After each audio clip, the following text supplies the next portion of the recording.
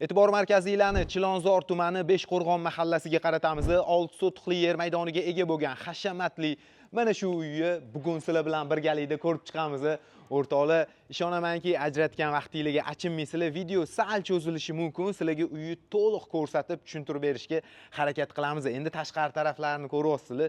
Juda chiroyli, yashil hududli qilib qo'yilgan uyimizni shunaqa did bilan qilingan. Hozir ichkariga kirganda o'zingizlar guvohi bo'lasizlar. Uyimizga kirish darvozalarimizni pult orqali ochiladi. Mana ko'ryapsizlar, sekin ochilyapti. Kameralar, face controlda bu yoqda dostuplar, kulchilar hammasi xullas dodda qilingan kiraverish darvozaxonamiz.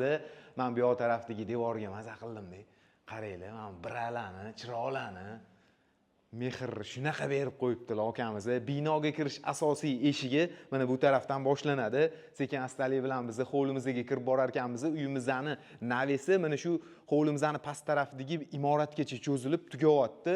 Hovlimizda bu yoqda ikkita kattagina yashil hudud ko'rsanglar bo'ladi. 6 sotix, fasad 20 metr, uzunligi 30 metr. Endi mana marhamat asosiy binoni hovlidan ko'ringlar. Lekin shaxsan o'zimga shunaqa yoqyapti bu uy. Hozir ichkariga kirib xonalarni remontlarini ko'rsatib beraman. Hovlimizning o naryoq burchagida bitta eshik, hovli uchun umumiy sanuzul qilingan ekan. Endi biz past tarafdagi imoratga sekin kiramiz-da, bu yoqdagi xonalarni ko'rib chiqamiz. Qani bismillahirrohmanirrohim deb kiraverish yo'li 1 2 3 4 ta zina bilan ko'tarilyapti.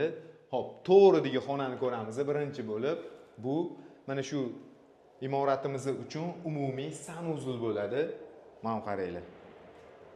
Bu yoqda dushi, unitazi, shkaf ichiga uyimizning isitish tizimlari joylashtirib ketilgan. Hammasini eng yaxshi brendlardan qilgan ekanlar. Rakvinasini ko'rishingiz mumkin. 100% dizaynerskiy proyekt bu o'rtoqlar.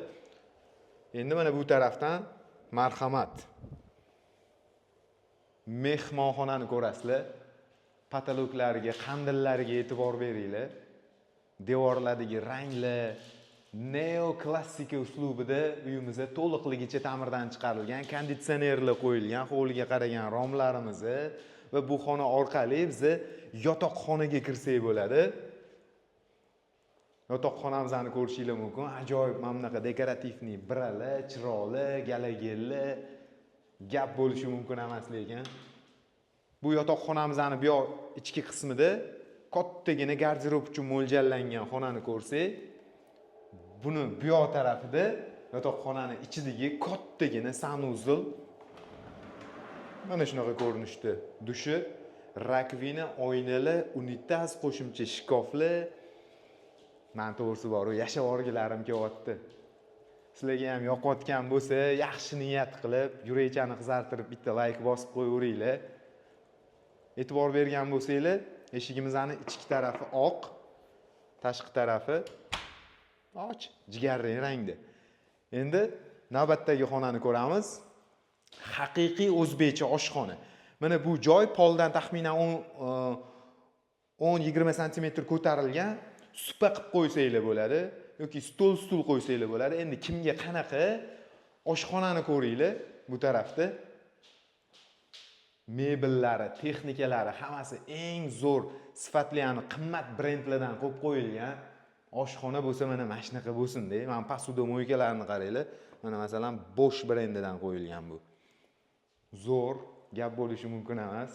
Endi bu oshxona orqali akamiz aytdilar-da, bu bolalar uchun yotoqxona dedilar. Kelinglar, endi men bolalarning yotoqxonasini ko'ringlar. Mana bunaqa fotoboylardan foydalanilgan. Bu yoqda endi kravat bo'ladi. Bu yoq taraflari darvozaxonaga qaragan romi. Mana bu joy hammani orzusi bo'lsa kerak. Ayniqsa o'g'il bolalarni garderobi kattaligini qaranglar, garderobi. Bu-chi bitta xonada taxminan 4 ga 3 kattalikda xona. Olib kelinglar kamerani, hurmatli operator. Mana bunaqa kiyimlarni osib qo'yadigan vishilkalarni qaranglar. Hamma o'g'il bolalarning orzusidek bunaqa garderob. Mana yaqinroq ko'rsatamiz. Mana bu yerga soatlarni taxlab, qanaqadir agar qizlar bo'lsa, mana bu yerga tillalarni solib qo'yib, yastuchalarga soatlarni qo'yib, akkuratni taxlab, yopib qo'yilsa, Zo'ra lekin gap yo'q. Bu yoqda. Mana. Bu tarafda mana bunaqa narsalarga shimlarni osib qo'yib taxlanarkan. Degan haqiqatda zo'r qilib qo'yibdilar. Va bu tarafda oyoq kiyim taxlanadigan joy.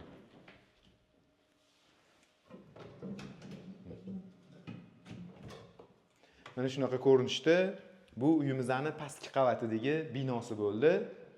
Endi asosiy binoga o'tamiz, ketdik.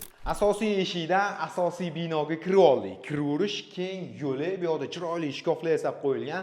O'ng tarafdan davom etar ekanmiz. Bu uyimizdagi ikkinchi kichkina oshxona desak bo'ladi. Mana shunaqa shinamgina oshxona qilib qo'yishibdi. Chiroyli oppoqqina mebellar, texnikalar bilan tayyor. Bu yoqda ham domofonlar bor. Endi mana marhamat holni qaranglar. Buni mehmonxona desak ham bo'ladi, ochiq hol yo'lay desak ham bo'ladi va bu tarafdan asosiy mehmonxonamiz bunga ham eshik qo'yilmagan, ochiq qoldirilgan, juda chiroyli va bunaqa dekoratsiyalardan foydalanilgan, tashqari ko'chaga qaragan 3 ta rom va bu yoq taraf devorda ham bunaqa oynali polkalar qilingan, ichlarida chiroqlari bor, zo'r. Asosiy mehmonxona. Bu mehmonxona orqali bu yoqdagi eshikdan bitta xonaga kirsak bo'ladi. Endi uni ichiga alohida to'xtalmaymiz. Tepaga bu tarafdan zinaga chiqarkanmiz. Zinamizning tagida mehmonlar uchun bitta hojatxona qilingan. Ikkinchi qavatimizda ikkinchi katta holni ko'rishingiz mumkin. Umumiy hisobda 3 ta xona bor. Chap tarafdan davom etamiz. Xonalarni ko'rishi. Bu bolalar uchun mo'ljallangan yotoqxona.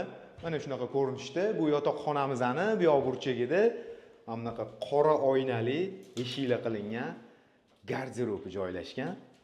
Buni yonginasida, bu endi o'g'il bolalarga bo'lsa, buni yonida qizlar uchun mo'ljallangan yotoqxona bor ekan. Mana qaranglar. Garderoblarni yasab qo'yilganini oppoq qilib va bu tarafdan tashqariga qaragan romlari ikkita farzandga yotoqxonada bu. Endi zinadan chiqdik, o'ng tarafda balkonga chiqamiz. Mana kelinglar. Balkonni kattaligini qaranglar. Hovlini qaranglar. Lekin rosa fayzli ekan xonadonimiz. Davom etamiz. Ikkinchi qavatdagi ikkinchi hol, bu yoqda televizor zonasi bo'ladi.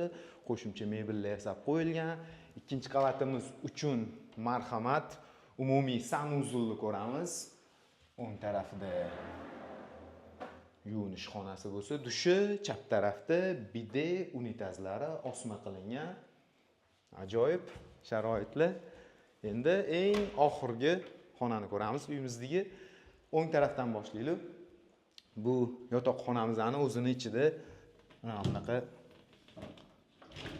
garderob joylashgan. Qattiqroq ochib yubordim. Marhamat.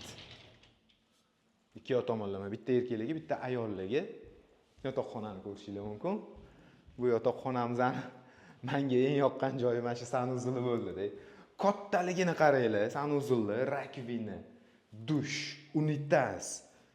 Bu taxminan bir 15 kvadratmi, qancha kvadrat? Bu vashi katta ekan, lekin gap bo'lishi mumkin emas. O'rtoqlar, qiziqqanlar uchun bilasizlar, har doim uy egalarining nomerini qoldiramiz. Bemalol uy egalariga telefon qilib, narxlar bo'yicha ma'lumot olsanglar bo'ladi. Uy egalari narxini maslahatlashamiz deb bitta to'xtamga kelishmadi. Shu sababdan aniq narxini ayta olmayman. Xafa bo'lmaysizlar. Pastda nomerlarga aloqaga chiqaverasizlar.